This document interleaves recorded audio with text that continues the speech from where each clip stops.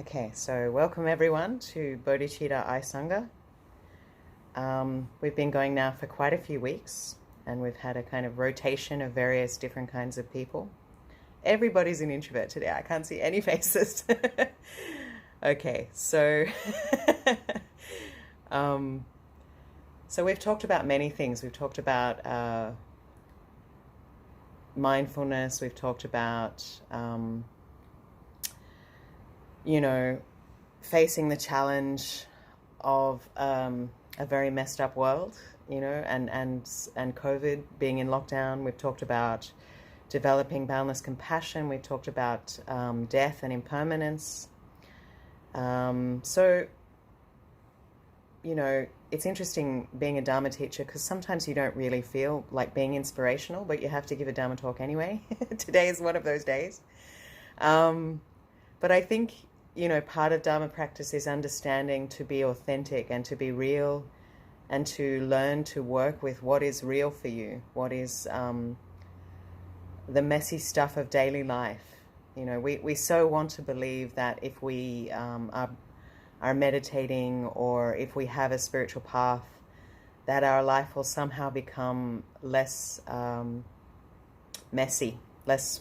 I mean, in a way it does, but we also become aware. Hello, John. We're peeling away lots of layers, we're facing lots of messy stuff. So sometimes the spiritual path has to get more messy before it can get better. And I think, what is the problem? Like, a lot of us are waking up and realizing, racism is still a huge issue, and that there is a lot of violence in the world. That's a pretty cosmic background, Tam. We're realizing there is just so many problems that we didn't, certainly for me as a white person, I didn't know were quite so bad. Obviously, if you're a person of color, you knew it was bad, and I apologize for my stupidity. But the problem with so many of the kind of polarizations and hatred that exist in the world now, is that we're trying to still stick to one story. We're trying to stick to a story of white supremacy, a story of it was this way for my ancestors, this is the version of history I've been given, a history of colonialism, a history of being heterocentric, of being heteronormative, and or Christian-centered, white-centered. And that's why when other people come along and we're exposed to a bigger world, those old stories don't make sense anymore. And there's a kind of clash of ideologies of a worldview based on a kind of 1950s white-centric world where a lot of the things white people did to dominate the world were washed away, not there, not mentioned. Or otherwise, and then there's another worldview, which is a bigger worldview, where we're realizing, not everybody is the same, and it's a big and beautiful world, and there are people who believe in different gods and different, different kinds of food and different kinds of cultures and different ways of loving. And if our worldview, if our religion can't include those people, our religion will become a relic. It will become irrelevant. And I think there is a lot of young people are kind of saying, I'm spiritual but not religious, and they're being left behind by religion because religion doesn't include them. If you're queer, if you're poor, if you're not white, if you're not middle class, there's a lot of places that won't include you. And those people, those centers who do leave out these issues, who don't address real world problems, real world situations, real suffering in the world, do so at their own peril because they'll make themselves irrelevant. So I think our temples of faith, our places of belonging, our sacred communities have to reflect and include the diversity of the world, the problems of the world, but addressing them, not just reflecting the problems, but actually addressing them with justice and love, because you can't talk about love if justice is absent. And that's something I've struggled with as a nun. My community, the history of my community is complete. It's very patriarchal and very ethnocentric, and it doesn't address the injustice or the inequality I've faced as a nun, the marginalization I see in other nuns, the fact that everyone I ordained with disrobed, and the fact that still everyone who holds real power is a man and is Tibetan. And people don't want to hear, the downside of what's going on in the spiritual tradition. But you can't cast a light without addressing the shadow. You can't just have a light and not address the shadow.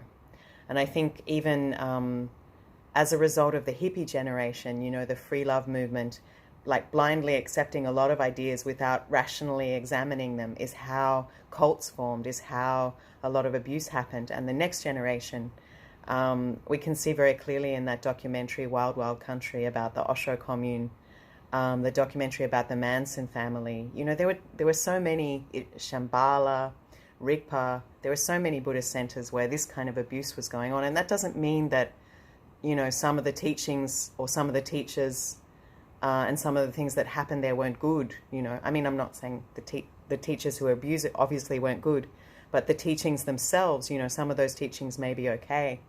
But because of the dynamic of abuse that was set up in those communities and just blindly accepting whatever you were given as some kind of miraculous, exotic Eastern medicine, and not looking at how it fits in with your own mind and your own rationale and your own experience and what is the effect of these ideas in the community, it can be really a bad mix, And the next generation has to deal with that spiritual bypassing, that not accepting, not looking critically at what you're doing, at what your community's doing, at what your community's blind spots are, as well as what the effects and the morality of the teacher are. So I think it's really important to be able to, we can't thrive as a spiritual tradition as long as the wounds of racism, patriarchy, homophobia, and poverty are not addressed. We see very much in the wellness industry, in yoga, in mindfulness, how pretty much only upper class, able-bodied, reasonably wealthy people can afford to go to yoga, can afford to access teachings on mindfulness, and they're very warm, nice spaces where nothing too disturbing is addressed. We have this idea that we should only be happy and we shouldn't talk about anything too disturbing, but that creates a lot of stuff under the surface that isn't being addressed, like who can't get in the door and who do these teachings belong to anyway, and how are we practicing them, how are we honoring where they came from, and being real with our practice in terms of addressing real world realities of inequality and suffering, not just the suffering of being, white and upper class.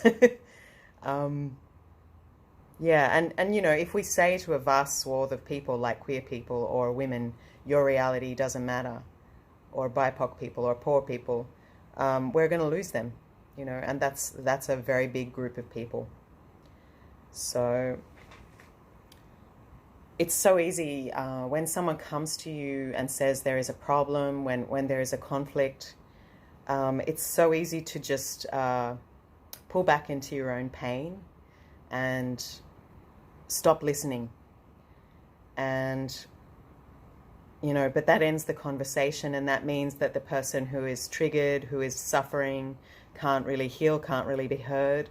A lot of our abuse, a lot of our dysfunction happens in relationship, and therefore we try to heal those things in relationship, which is another talk I gave a few weeks ago on healing attachment patterns.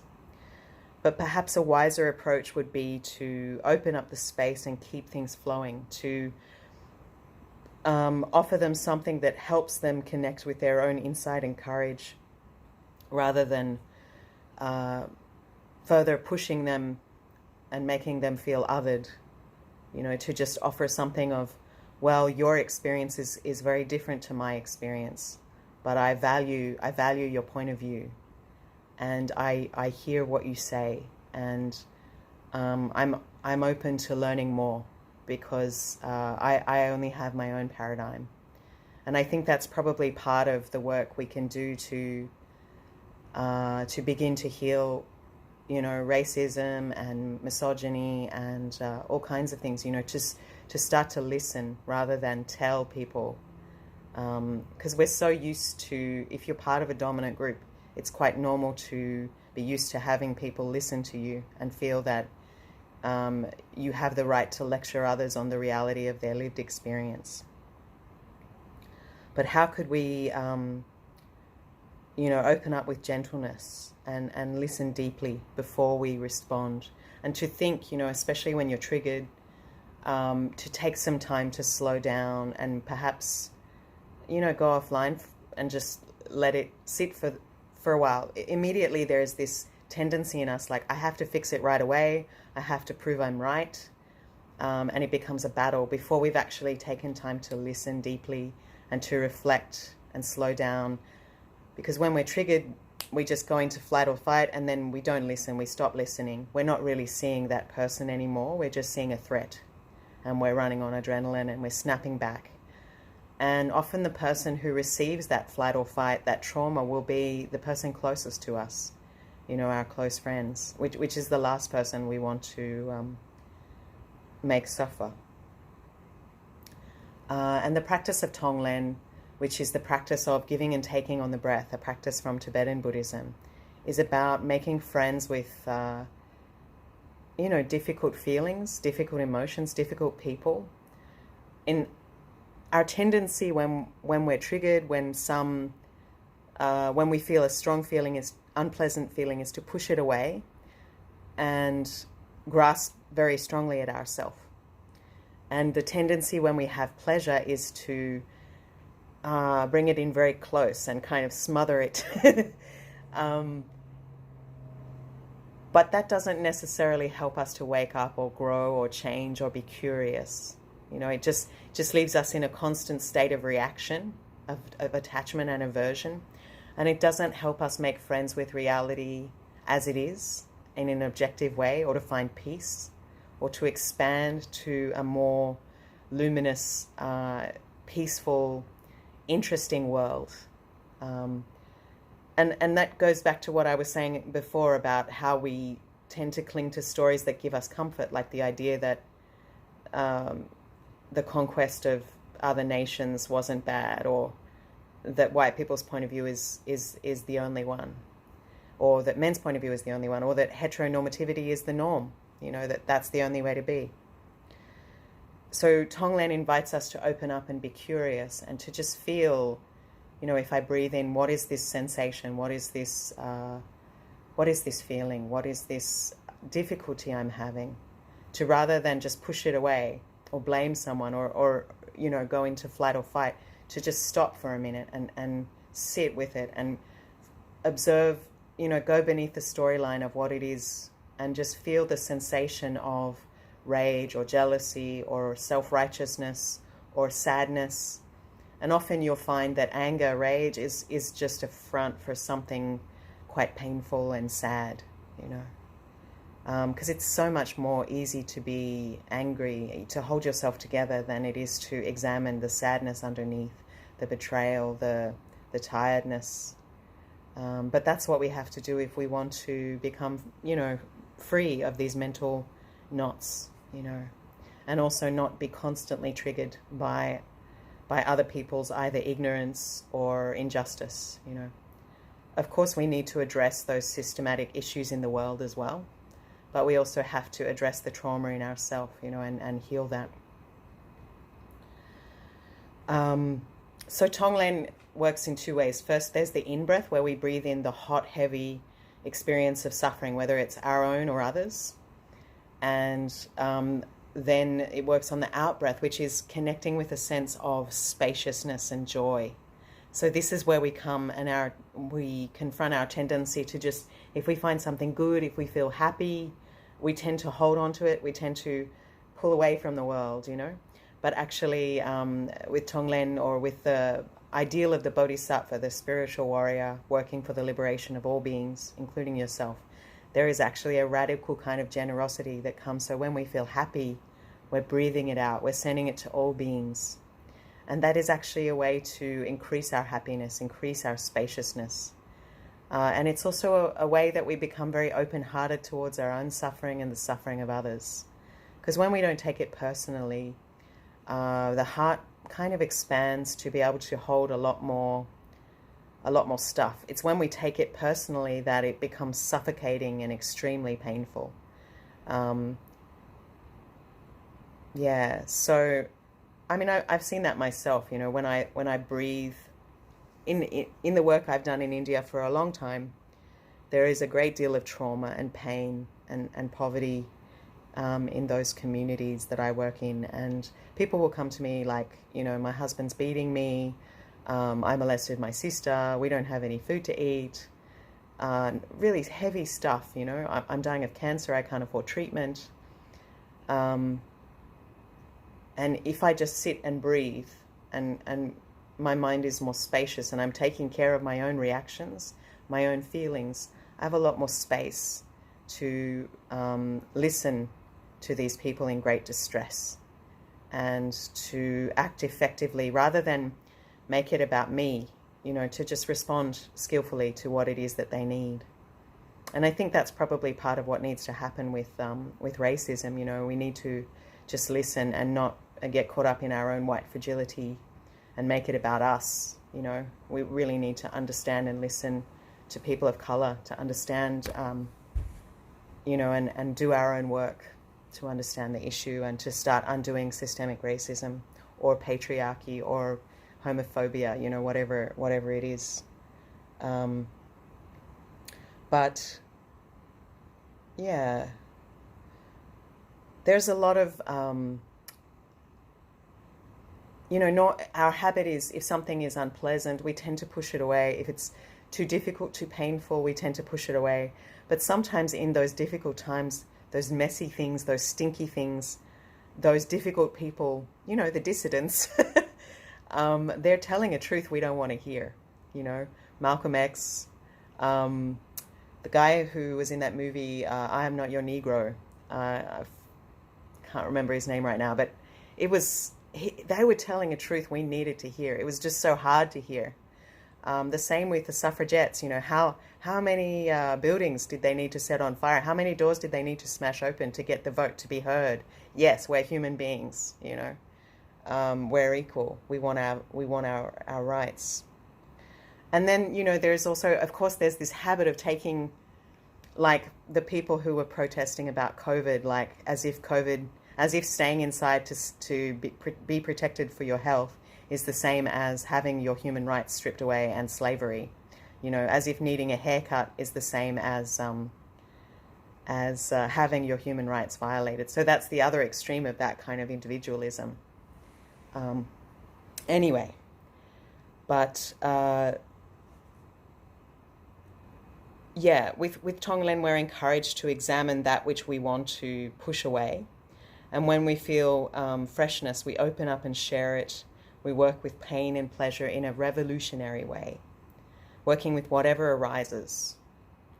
So that is the practice of Dharma, you know, not just walking on clouds, not just facing pleasant things and bypassing unpleasant things, but trying to be open and work with uncomfortable things, you know, the compost that makes the roses grow. Of course, there's nothing wrong with, you know, if there's a very difficult issue or a very difficult person, there's nothing wrong with setting boundaries, making some time for peace, you know, making the appropriate time to talk to someone if you're having an ongoing conflict. Because if you never have any peace or happiness, you also don't have the strong foundation to face difficult issues. So there's nothing wrong with, in the beginning, if you're quite a tormented person or an anxious person, to just go inside yourself and find some peace, you know, a little bubble of calm, and then slowly, step by step, open your heart, you know, open the door of your heart more. It's not a process that you just slam the door open and say to yourself, oh, your feelings don't matter anymore, I'm going to be a bodhisattva, so just shut up. that would be an act of self-violence. You've got to be very kind to yourself and open the door of your heart very slowly. And you've got to open the door of your heart. It swings both ways, So you've got to be kind to yourself as well. Show yourself understanding. Make time to address the issues of trauma in your own heart. And as you do that, you'll have a greater capacity to help others as well. So then I'm basically going by the text in a very loose way. I think it's the 7 Thoughts of Mind Training by Geshe Chekawa, the practices of mind training. And part of the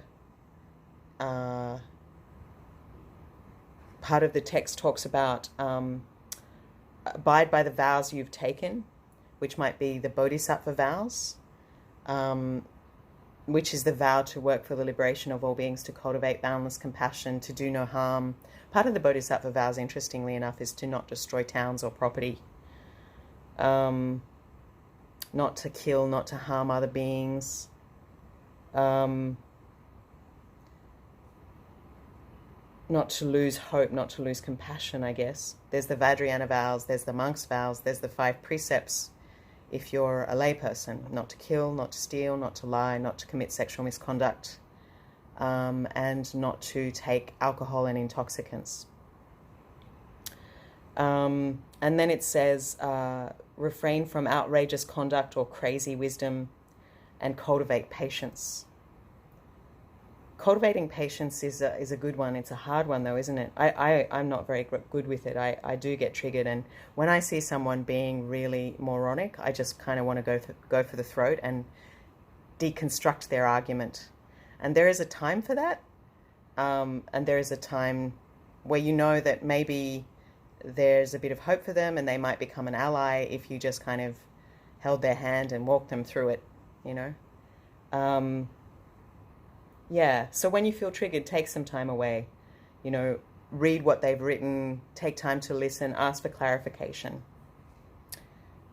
And also, there is this habit to create a nice identity based on being a Buddhist, or being a spiritual person, or being a helper.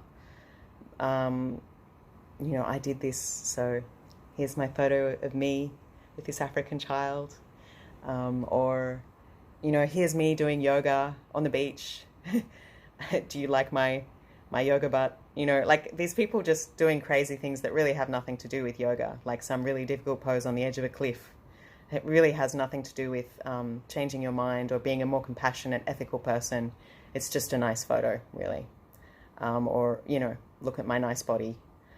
So, do kind of try to reduce the ego a little bit, and don't use the spiritual path or your good deeds as a way to increase self-grasping. And then it says, work on the foremost negative emotion first. So here we're saying work on, we're not saying ignore, suppress, shame, because there's a lot of confusion amongst Buddhists that being angry is a bad thing and a shameful thing. I mean, anger is not great. It's painful, right? It can be dangerous, but it's also part of a variety of human emotions that arise in us, and probably often has a reason. If you're facing poverty or sexism or systemic racism on a regular basis, you're probably likely to get angry and irritated, and frustrated and feel dehumanized and despair. It's not just anger, it's what you do with it. Do you turn it into wholesome action, activism, awareness building, community building, justice, the creation of justice? Do you work with your feelings and try and transform them into a more wholesome, move through those energies rather than becoming bitter and violent?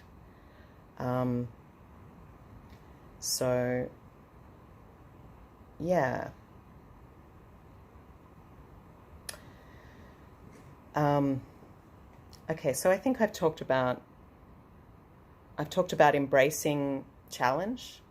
I've talked about embracing difficult feelings and the things we normally run away from, like bringing, becoming curious about things that we would normally try to push away, because that's how we grow.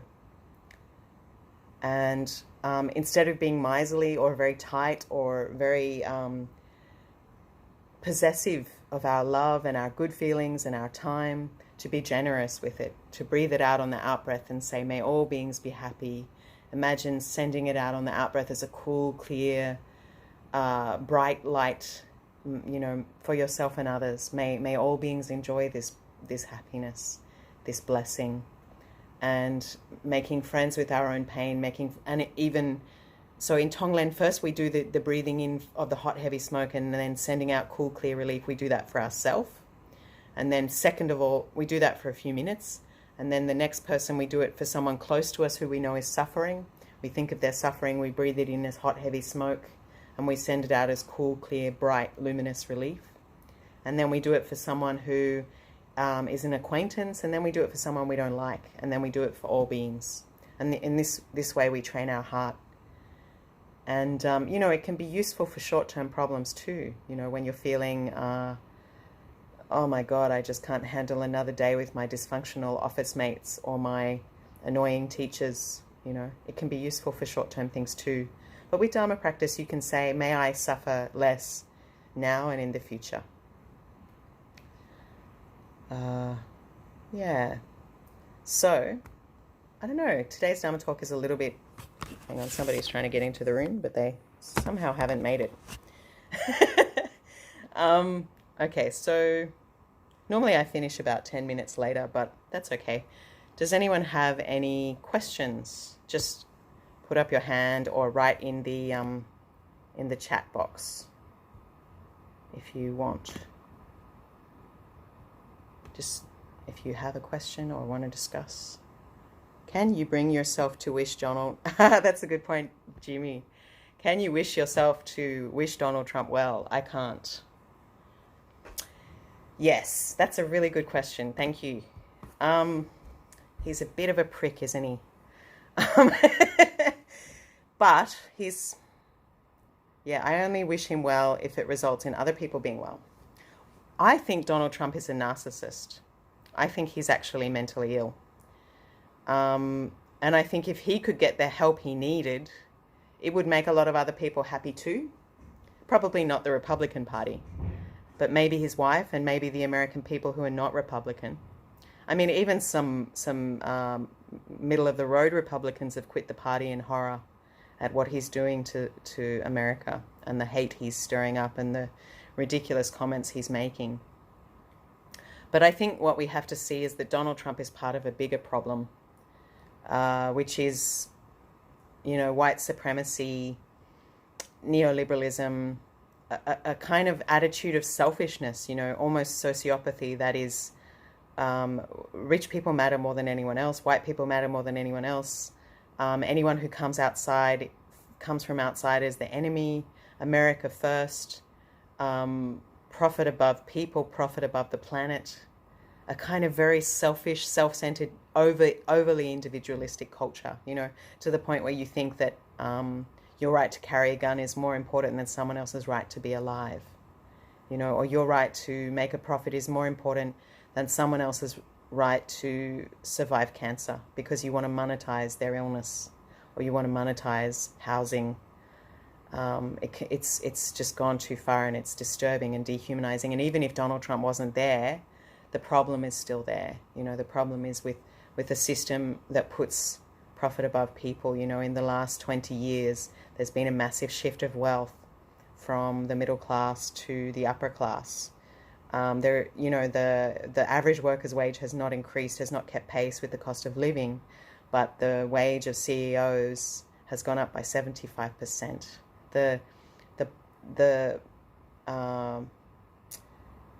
What do you call them? The baby boomers had a really good standard of living. One person could work and support a family, university and healthcare and houses just didn't cost anywhere near what they cost now. So it's really not just a case that millennials are whinging, it's a case that they're paying twice as much and earning half as much. And there is no affordable housing. There is a lot more competition. So there's a plethora of problems that need to be addressed. Donald Trump is just a hand puppet distracting everybody while the Republican Party and the billionaires that run it are, taking apart democracy, taking apart, healthcare and environmental protections and trade agreements and all kinds of things. So I don't believe in being naive, like being a compassionate idiot. I believe Donald Trump probably needs to be impeached. But I also believe that if I'm just responding the way Donald Trump does, like a child, like a toddler, like the infantile tyrant mind, I don't think that would help. Being just like Donald Trump, back to Donald Trump, tit for tat, doesn't really help. I believe in skillful compassion. Compassion can also be strong. It can be wrathful, can be like a sword, impeach, vote for another party, protest, shut down business as normal, resist. All of these could be acts of radical compassion. But so it's not just a case that if you're compassionate or if you're trying to be wise, and that you're just passive and ineffective and naive, that you don't set boundaries. Boundaries are very important, and calling, even the Buddha actually sometimes said to Devadatta, you're a fool, and what you're doing is very harmful. You're a moron. He did say things like that in the sutras. He set strong boundaries. And, when the time came that he had to throw someone out of the Sangha, he did. So I don't see compassion as being ineffective. Sometimes compassion can be wrathful. Does anyone else have any other questions or comments? I've got so many introverts today. It's quiet people. Nobody has anything? Yeah, don't you... Nice to meet you. Hi, John. I never saw you before. I'm in a very rural area, so my Wi-Fi, my phone service, just sometimes it comes in and out. So that's Sure. Just about 5 minutes ago, I lost all the connection. Okay. So anyway, I think you're doing an exceptionally nice service to push, I think, where it needs pushing for, more female equanimity and less bias, no bias within traditional Tibetan Buddhism, because there's definitely a glass ceiling even for the ladies at the very top levels of Tibetan Buddhism, such as the wives of the very, very famous Rinpoches. That's true. So if they have a lot of problem, it shouldn't come as a surprise that lesser mortals are having difficulties at times. Yeah. It's kind of like bulletproof glass, really. It's not just glass, it's bulletproof. But finally, I think it's starting to get through in the Sakya tradition a little bit. You can see, even though Sakya, the two heads of the Sakya tradition, Sakya Trinzen and his cousin, Sakya Dachen Rinpoche, that just passed away about 2 years ago. So usually they're alternating. But, even at their times, very, very unlikely that ladies could be doing anything. Even the wife of Sakya Dachen Rinpoche, when she was trying to teach, people were disparaging it and all. Sakya Trinzen's sister is very wonderful Lama and does a lot of teaching in Seattle area, but not on a huge scale. But I did see now that they're training a couple of the granddaughters publicly now, from about 6 or 7 years old already, to be, public high lamas. So that's a little bit, just still within a very privileged family, though. Yes. Well, anyway, but things work slowly. But I mean, actually, of all the, I was Sakya, so I know of all the schools of Tibetan Buddhism, really? Sakya has done the worst for women in terms of nunneries. They only have one nunnery in all of India. Really? Yeah, one nunnery. And for a long time, they had no geshe, and they have nothing for Western monastics at all, nothing whatsoever. They just ordain them, send them out, and do nothing for them at all to train them or support them at all. So although they may train women within their elite family, there's nothing going on for women outside of that, unfortunately. But yeah, that is progress for them, I guess. But that's kind of like saying, well, Brahmin women have now got education. It still means that the vast society of everyone else who's not Brahmin doesn't, like as part of an elite group. But yeah, I don't see Tibetan Buddhism moving forward. I feel like Tibetan men still have a great deal of power, and not much has, just all that's happening is that people are walking away. They're throwing it away completely. Like they're just walking away from it completely because the hierarchy is so rigid. I don't see that many, apart from like, say, someone like Lama Rod, I don't see that many really progressive Tibetan Buddhist teachers becoming egalitarian. Unfortunately, I see actually Zen and Theravadins being much more progressive in terms of handing over equality. For example, in Theravada now, there's I think at least 6 or 7 nunneries in America now. Whereas in England, they wouldn't even let one happen because they're so much more old school. And those nunneries have support. In the Zen tradition in America, there are so many female roshis. Even at Plum Village, there's Western abbots and abbesses. They're very careful about trying to keep everyone included. Whereas in Tibetan Buddhism, you don't see any Western throne holders. But it's also just much more it's a much more complicated tradition to embody.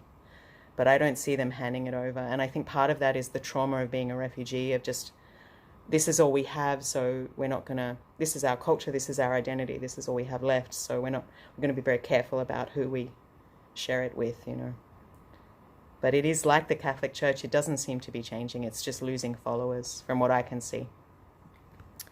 Do you have a different take on that, John? Sorry, I think might have lost his signal. Does anyone else have anything to say? If you don't have good signal, you can always put it in the chat room. Thank you very much for the talk. Yeah, nice to see you. Where are you living, Tam? I'm in Australia. We've met in real life, actually. I've come to your store and all your things that you've sold at the Mitra conference. Okay. Yeah. But I'm sorry, I'm half doing work and listening to other things. I appreciate you turning up. I love your background. It's amazing. Yeah. It's like it's kind of Zoom. Yeah, it's a Zoom background. I know. I've never been, unfortunately. Yeah, it's like you're in Sweden or somewhere in a igloo. I would love to be. So would I. Let's go. Cool. Yeah. Does anyone else have anything to say? John, I don't know if you're back online, or Nalenka, you want to say something? Oh, this is still. Hang on, 2 of you are talking at once. Let's let Nalenka talk first. Sorry, John. I'm curious as to why you stay in Tibetan Buddhism, why are you drawn to? It's a bit of a personal question. Yeah. Tibetan Buddhism over the other. Why do I stay in Tibetan Buddhism and? Why do you prefer it over the other Yeah. part of the Buddhism? Yeah, my Theravadan friends say this all the time. I'm a masochist.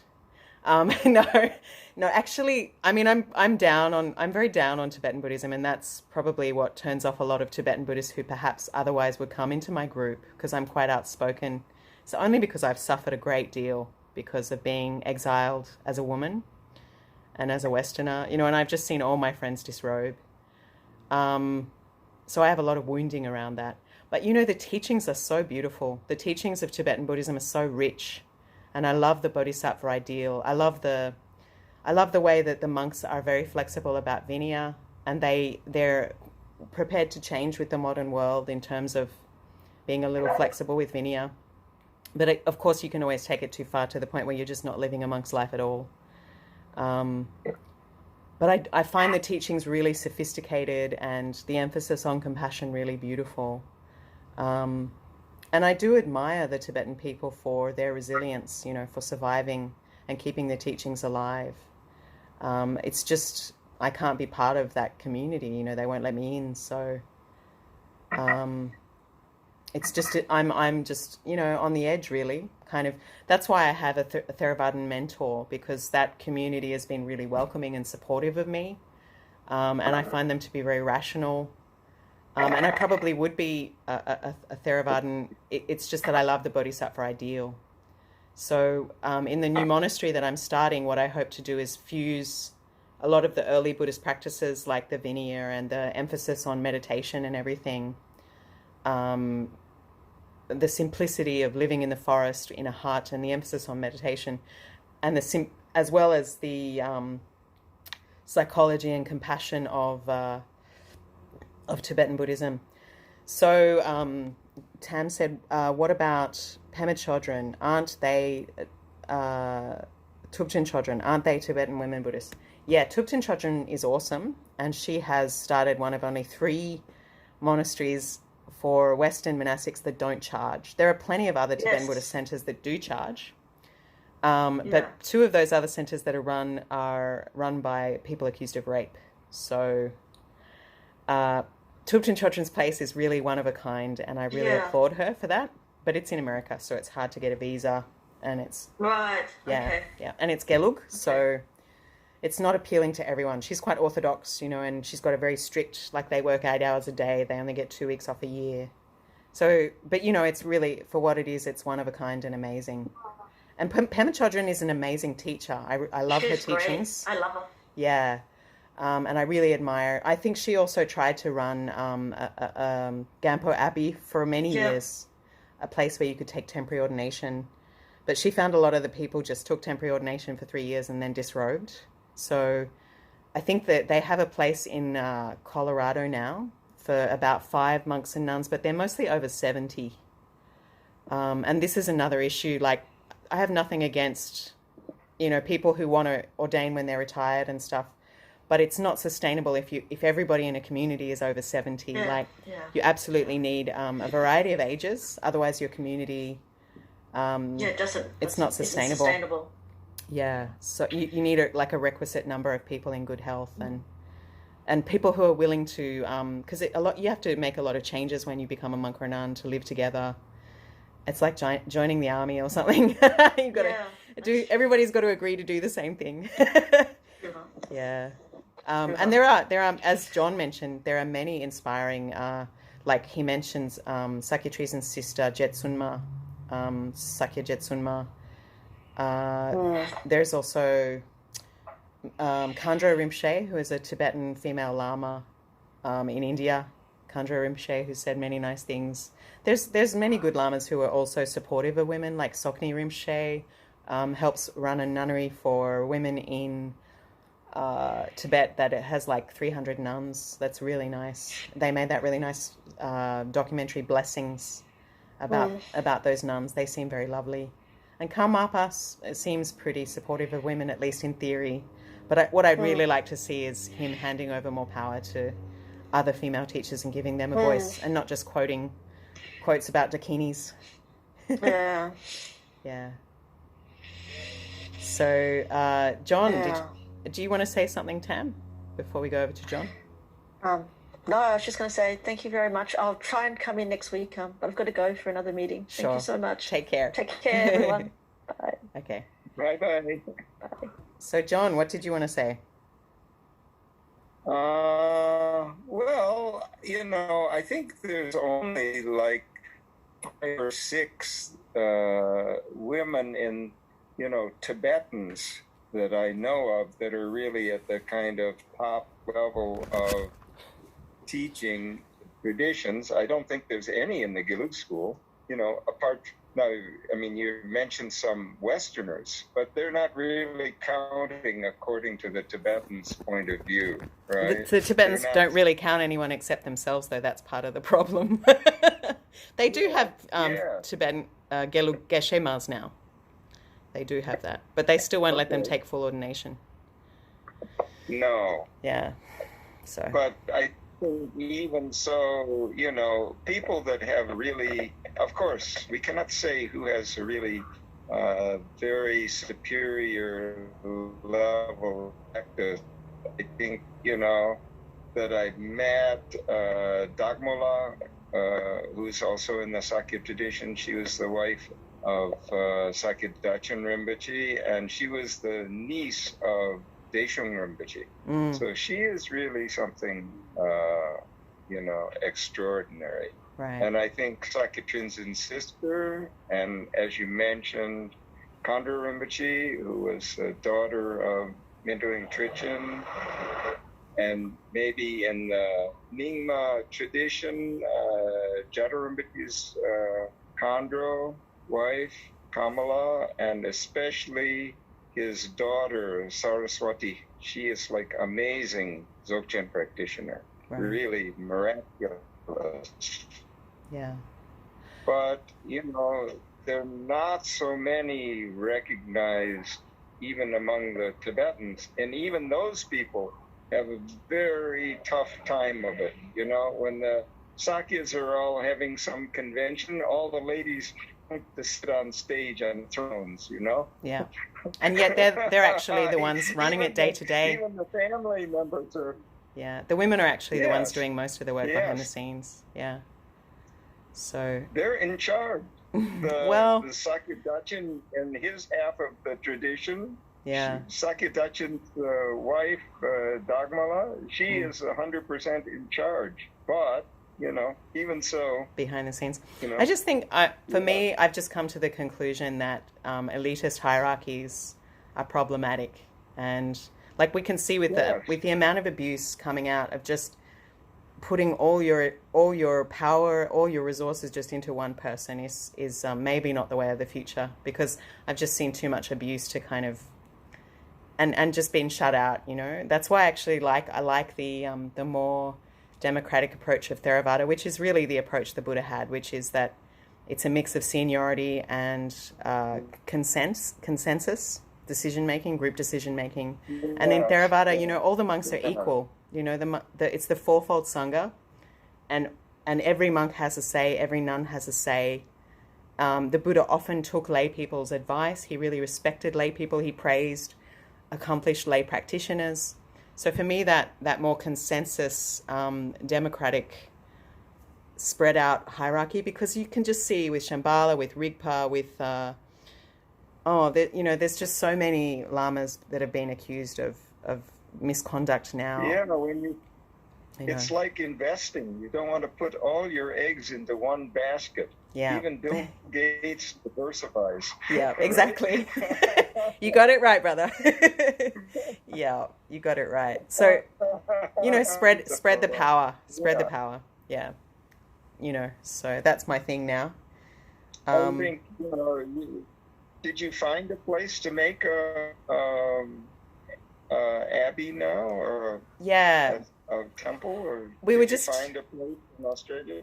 We were just about to buy land in Tasmania, then the border closed.